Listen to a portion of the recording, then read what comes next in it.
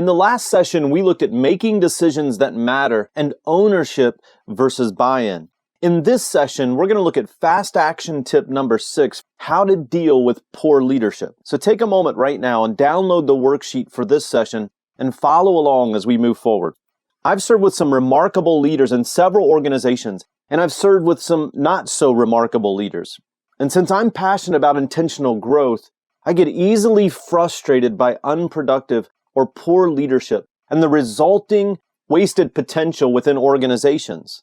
To be totally transparent, I've made many mistakes in leadership, and there were numerous times that my teams endured countless mistakes along my leadership journey.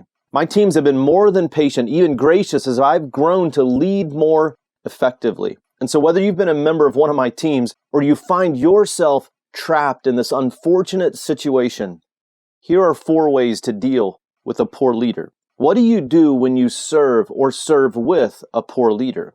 When it comes to dealing with a poor leader, it's important to, number 1, know your purpose. Now, this is a non-negotiable. If you only get one, this is the one you're going to want to get.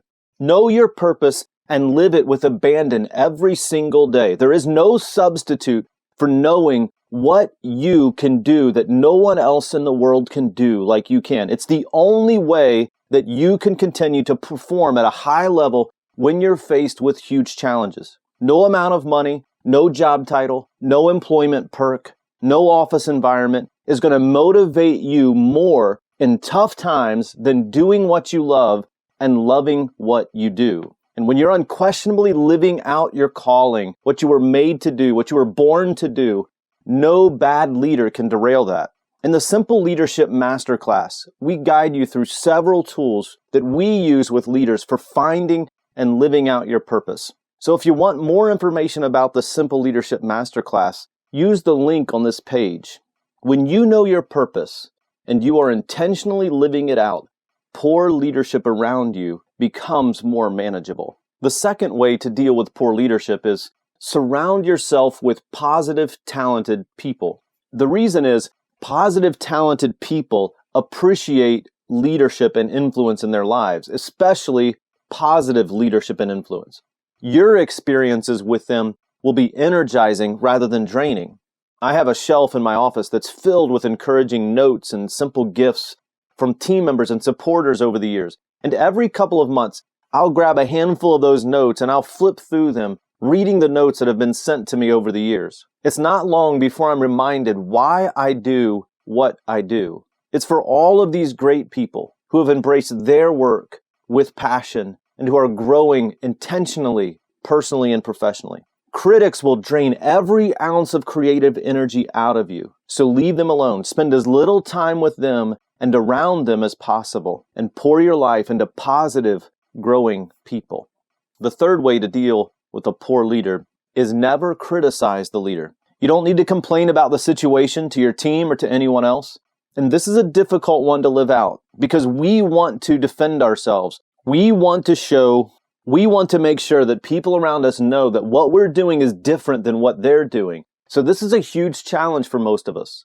But criticism and complaints usually derail any hope of progress in the future, now and later. And those complaints often come back to bite you. Criticism and criticizing the leader never helps. And then the fourth way to deal with a poor leader is to focus on gratitude. Years ago, when I experienced a poor leader above me, I noticed that my frustration level would build or grow when I was around them. And this made it difficult for me to have productive interactions and conversations with them. It made it difficult to make progress on projects when this leader was around. So I made a conscious decision to begin thinking about them with genuine gratitude. I focused on things that I appreciated about them. Yeah, it was difficult at first, but let's be honest, nearly everyone has something or some characteristic or contribution for which we could be grateful. When we focus on working together in areas where we align with the leader, we can leave the other areas alone for now. We can ignore them. And then when you get some momentum in the relationship, it'll be easier to tackle the more challenging areas. When I began approaching relationships with toxic leaders with this kind of intentionality, my perspective, my energy, my focus, and my motivation improved dramatically.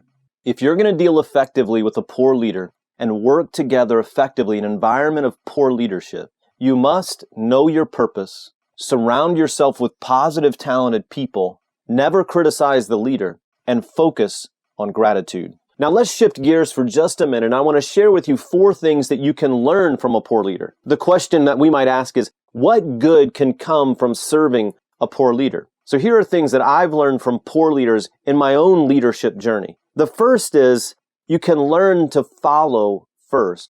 Now, I enjoy leading. In fact, I like leading more than I like following at times. Following bores me, and that's okay. Yet effective leaders have learned to follow well. Trust me, following is not easy for a pioneer, for a maverick, particularly when your leader is incompetent, inattentive, or apathetic. Yet there have been seasons of my life and my career when my only choice was to follow the unproductive demands of a toxic leader. And following that leader made me a better leader. So number 1, learn to follow first. Number 2, care for the team. See, poor leaders have provided great opportunities for me to show authentic care and support for my team that's working in that environment.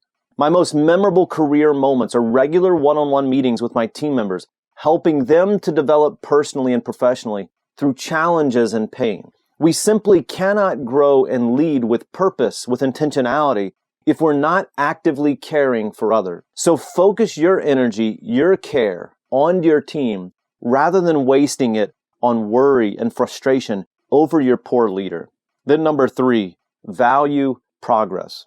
There are times when toxic leadership affects the productivity and the performance of the team, when your leader is an obstacle to your efforts. And because I always want to be improving and leading my team to perform more effectively and more efficiently, I've learned to value and celebrate progress and focus on making significant improvements where the team does have freedom. I remember years ago when I was early in my career, I was working in higher ed, leading a team, and it was an incredibly chaotic time.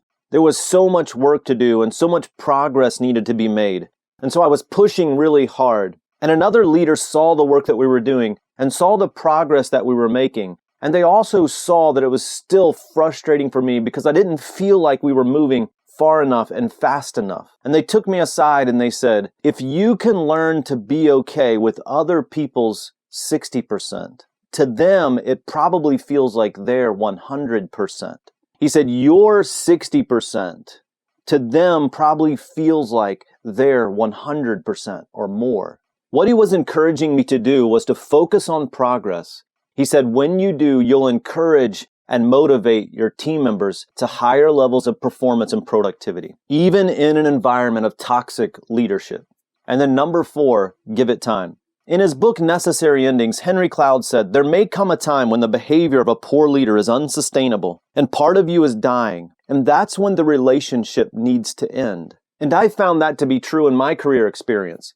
Here's what's interesting.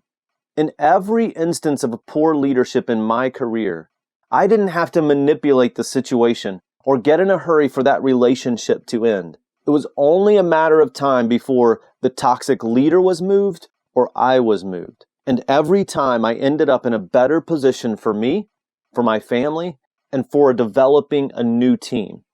These 4 things you can learn from poor leaders will make you a better leader and will prepare you to evaluate your leadership. And I want to take a moment to talk about legacy leadership. When we talk about legacy, what we're referring to is a leader who's been in a position for a long period of time. Maybe that leader's been there much longer than you. The leader may have been the founding partner. And I want to talk about these legacy leaders for just a moment. And there are 2 ways that this can help you.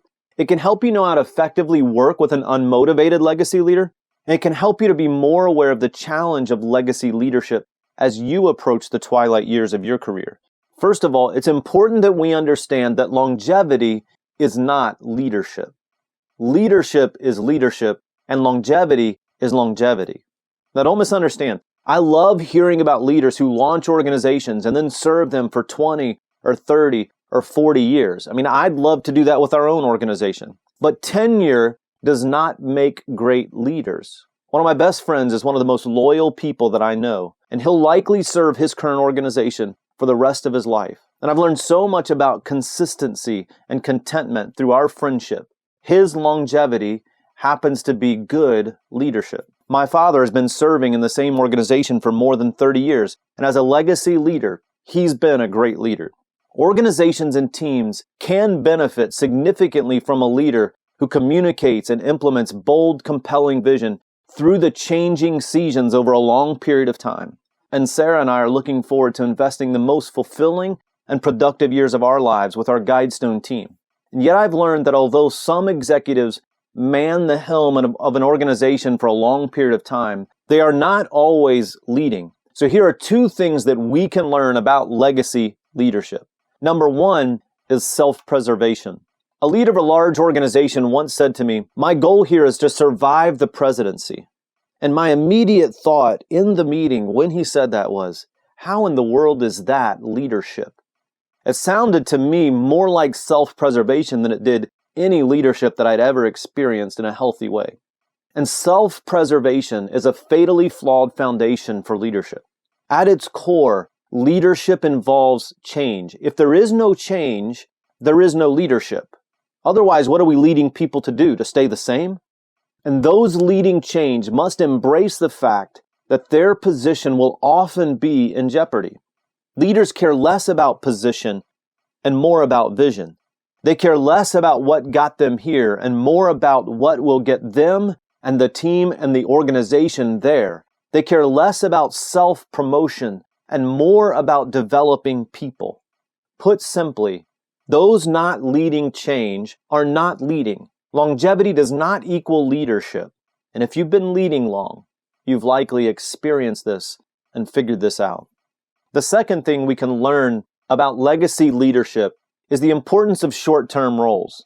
Short-term leadership stints are a necessary part of organizational leadership, and these unintended interim roles are inherently valuable, and they can include things like launching an organization or an initiative, introducing new vision, or facilitating health and growth, guiding an organization or a team through transition, leading through some kind of challenging time within an organization, or rebuilding or restructuring. When the leader's work is done, then they move on.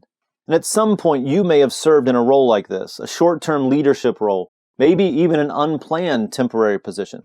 I've been a short-term leader, even though I arrived intending to remain long-term. Short-term leadership can be a bittersweet experience. You plan to spend the rest of your career within an organization building something great together. But that was before you developed a team of leaders and then you worked yourself out of a job. See, this unplanned temporary position can also be painful. Maybe you've experienced the dysfunction of a poor leader. Maybe you've had a colleague betray your trust. Maybe you've poured hundreds of hours into developing your team members only to have them walk away from the vision or walk away from the organization. Regardless of the reason, short-term leadership is an essential part of organizational growth. And when a leader fulfills their purpose within an organization, many times the best thing they can do, almost always the best thing that they can do, is to leave. Remember, even when you're dealing with poor leadership, you don't have to get it perfect. You just need to take the next step. So if you haven't already, take a moment right now to download the worksheet on this page for this session and complete the action steps. In this session, we looked at how to deal with poor leadership and how it impacts your leadership development. In the next session, we're going to look at trust and what to do when someone abuses your trust. So I'll see you in the next session.